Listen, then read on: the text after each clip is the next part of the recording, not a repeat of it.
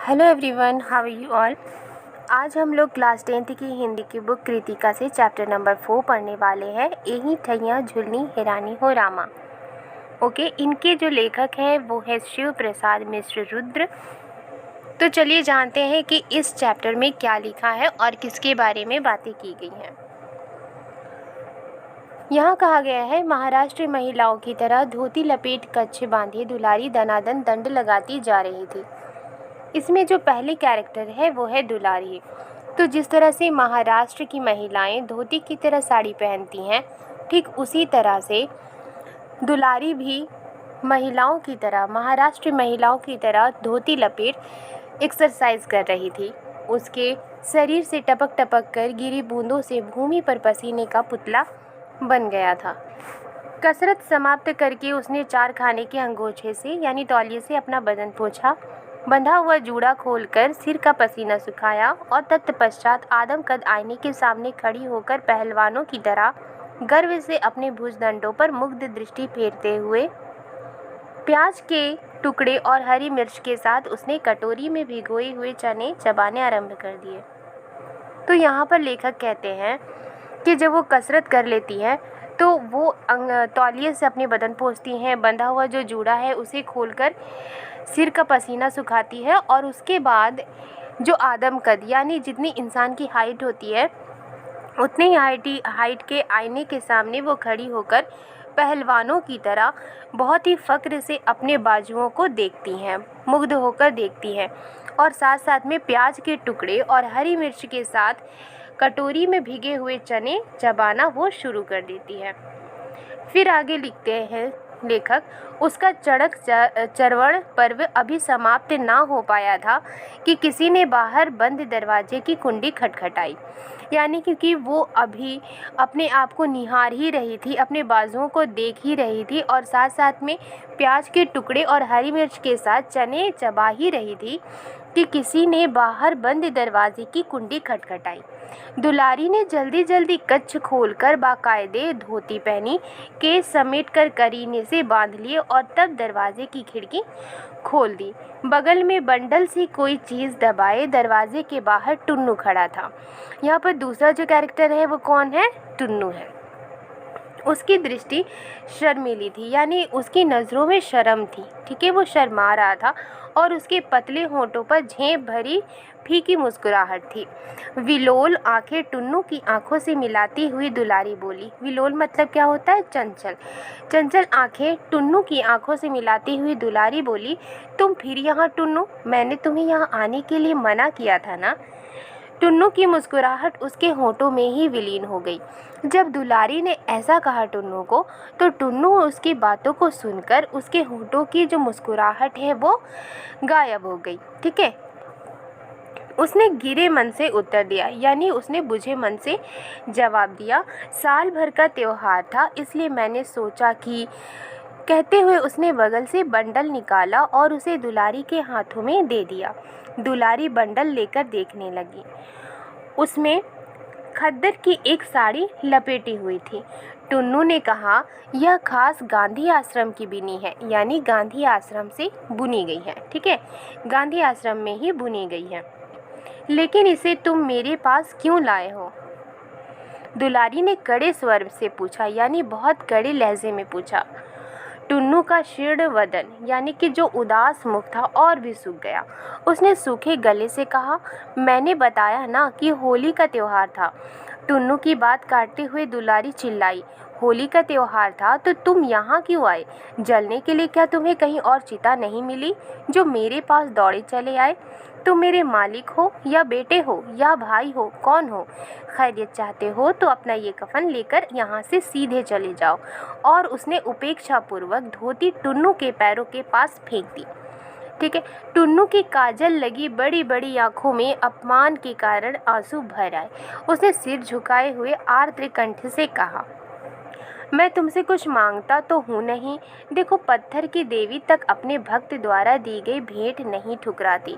तुम तो हाड़ मांस की बनी हो। जब टुन्नू उसे गिफ्ट देता है और दुलारी उसे देखती है तो वो उस पर भड़क उठती है और वो क्या कहती है कि जो तुम ये लाए हो खैरियत चाहते हो तो अपना ये कफन लेकर यहाँ से सीधे चले जाओ। और वो क्या करती है कि उस धोती को टुन्नू के पैरों के पास फेंक देती है। टुन्नू की आंखों में काजल लगी थी और काजल लगी बड़ी बड़ी आंखों में अपमान के कारण उसके आंसू भर गए थे। ठीक है, फिर उसके बाद वो कहता है कि मैं तुमसे कुछ मांग तो नहीं रहा हूँ, मैं मांगता तो हूँ नहीं। देखो, पत्थर की देवी तक अपने भक्ति द्वारा दी गई भेंट नहीं ठुकराती, तुम तो हाड़ मांस की बनी हो। ये सुनकर दुलारी कहती है, हाड़ मांस की बनी हूँ तभी तो। दुलारी ने कहा। टुन्नू ने जवाब नहीं दिया। उसकी आंखों से कज्जल मलिन आंसुओं की बूंदें नीचे सामने पड़ी धोती पर टप टप टपक रही थी। दुलारी कहती चली गई, कज्जल मलिन आंसुओं की बूंदें मतलब उसकी आंखों में काजल लगे हुए थे और साथ में जब उसकी आंखों से आंसू गिर रहे थे तो साथ साथ में उसके काजल भी उसके आंसुओं में मिलकर नीचे धोती पर टपक रही थी। और दुलारी इधर कहती चली गई। टुन्नू पाषाण प्रतिमा बना हुआ दुलारी का भाषण सुनता जा रहा था। उसने इतना ही कहा, मन पर किसी का बस नहीं, वह रूप या उम्र का कायल नहीं होता। ठीक है, तो टुन्नू क्या कहता है कि मन पर किसी का बस नहीं चलता और उस जो मन है वो रूप और उम्र का कायल नहीं होता। और कोठरी से बाहर निकल वह धीरे धीरे सीढ़ियाँ उतरने लगा। दुलारी भी खड़ी खड़ी उसे देखती रही। उसकी भौं अब भी वक्र थी, यानी उसकी भवें चढ़ी हुई थी, परंतु नेत्रों में कौतुक और कठोरता का स्थान करुणा की कोमलता ने ग्रहण कर लिया था। लेकिन उसकी आंखों में जो कठोरता थी उसकी जगह पे उसका मन कोमल होने लगा था। ठीक है, उसने भूमि पर पड़ी धोती उठाई, उस पर काजल से सने आंसुओं के धब्बे पड़ गए थे। उसने एक बार गली में जाते हुए टुन्नू की ओर देखा और फिर उस स्वच्छ धोती पर पड़े धब्बों को वह बार बार चूमने लगी। अब यहाँ पर लिखा है, दुलारी के जीवन में टुन्नू का प्रवेश हुए अभी कुल 6 मास हुए थे। पिछली भादों में तीज के अवसर पर दुलारी खुजवा बाजार में गाने गई थी। तो अब ये जो इंसिडेंट है यहाँ पर क्या बताया जा रहा है, ये टुन्नू और दुलारी की कैसे जान पहचान हुई इसमें हम लोग जानेंगे। ठीक है, तो दुलारी के जीवन में टुन्नू का जो आना था उससे अभी कुल 6 महीने ही हुए थे। पिछली भादों में तीज के अवसर पर दुलारी खोजवा बाजार में गाने गई थी। दुक्कड़ का मतलब होता है शहनाई के साथ बजाया जाने वाला एक तबले जैसा बाजा। दुक्कड़ पर गाने वालियों में दुलारी की महती ख्याति थी, बहुत फेमस थी वो। उसे पद्य में ही सवाल जवाब करने की अद्भुत क्षमता प्राप्त थी। कजली यानी एक तरह का गीत होता है या लोकगीत जो भादों की तीज में गाया जाता है। ओके, तो कजली गाने वाले बड़े बड़े विख्यात शायरों की उससे कोर दबती थी, यानी कि वो उसके सामने टिक नहीं पाते थे, लिहाज करते थे। ठीक है, इसलिए उसके मुंह पर गाने में सभी घबराते थे। उसी दुलारी को कजली दंगल में अपनी ओर खड़ा कर खोजवा वालों ने अपनी जीत सुनिश्चित समझ ली थी। तो उस दुलारी को जिसके सामने कोई टिक नहीं पाते थे, तो कजली दंगल में अपनी ओर खड़ा करके खोजवा वाले जो थे उनको अपनी ओर से गाने के लिए उन्होंने कहा था।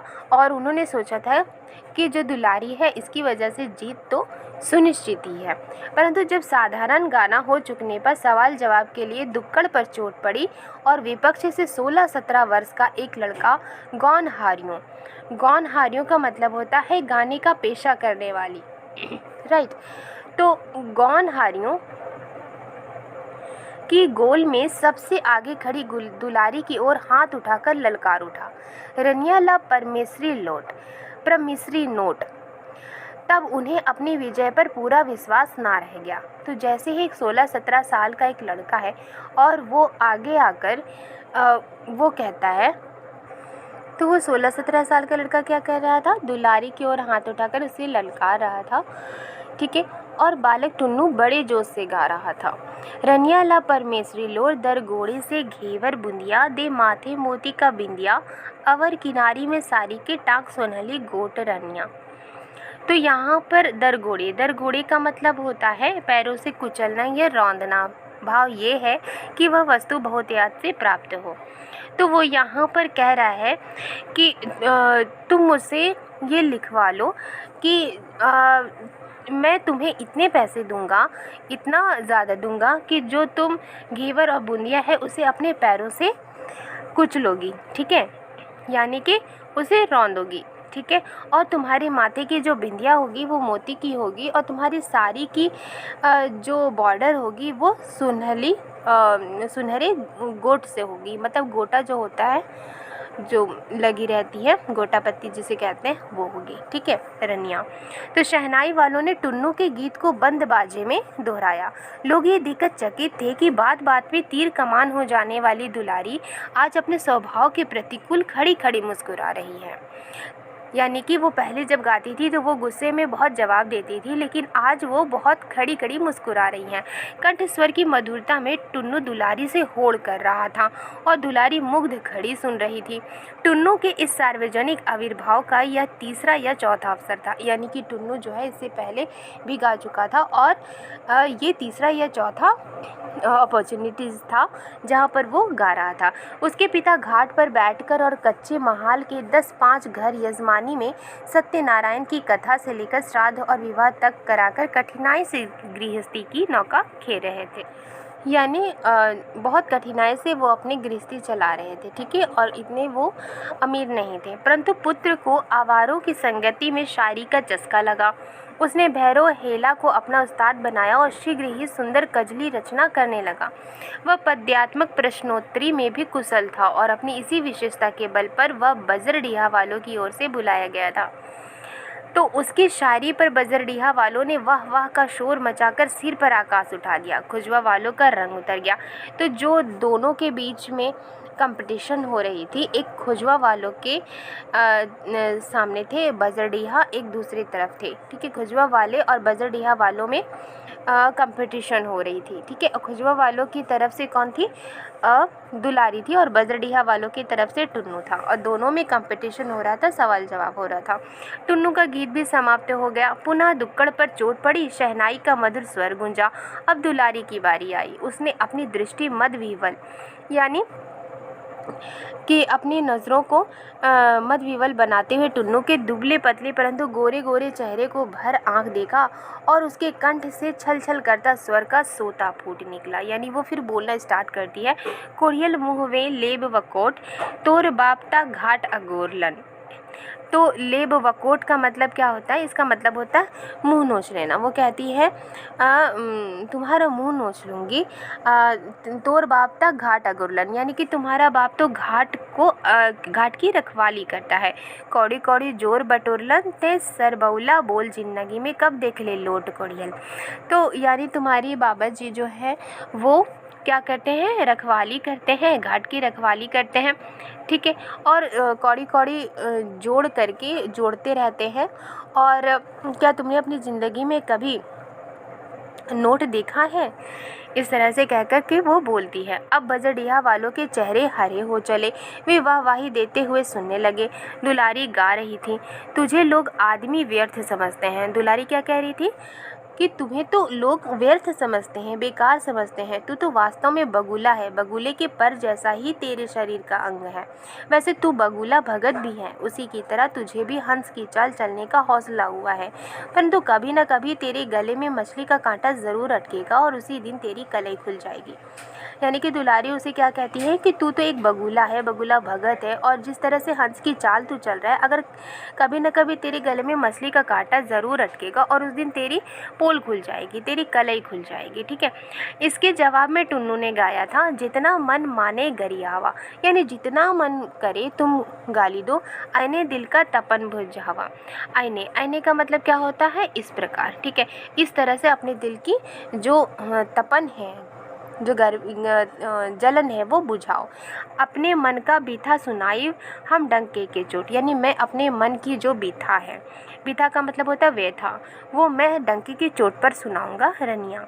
इस पर सुंदर के मालिक फेकू सरदार लाठी लेकर टुन्नू को मारने दौड़े। यहाँ पर थर्ड कैरेक्टर कौन है?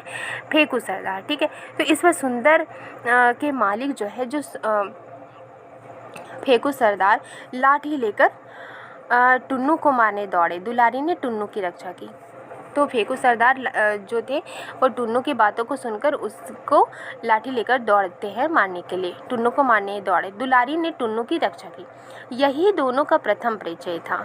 ठीक है। उस दिन लोगों के बहुत कहने पर भी दोनों में से किसी ने भी गाना स्वीकार नहीं किया। मजलिस बदमज़ा हो गई। तो ये थी पार्ट 1 चैप्टर 4 की। तो नेक्स्ट क्लास में हम लोग पार्ट 2 कंप्लीट करेंगे। हम लोग पार्ट 1 पार्ट 2 करके हम लोग कंप्लीट करेंगे ताकि इस चैप्टर को हम अच्छी तरह से समझें, ठीक है। तो मिलती हूँ नेक्स्ट वीडियो में। अगर आपको ये वीडियो पसंद आई है तो प्लीज़ मेरे चैनल को सब्सक्राइब करना मत भूलिएगा। मिलती हूँ नेक्स्ट वीडियो में। Thank you.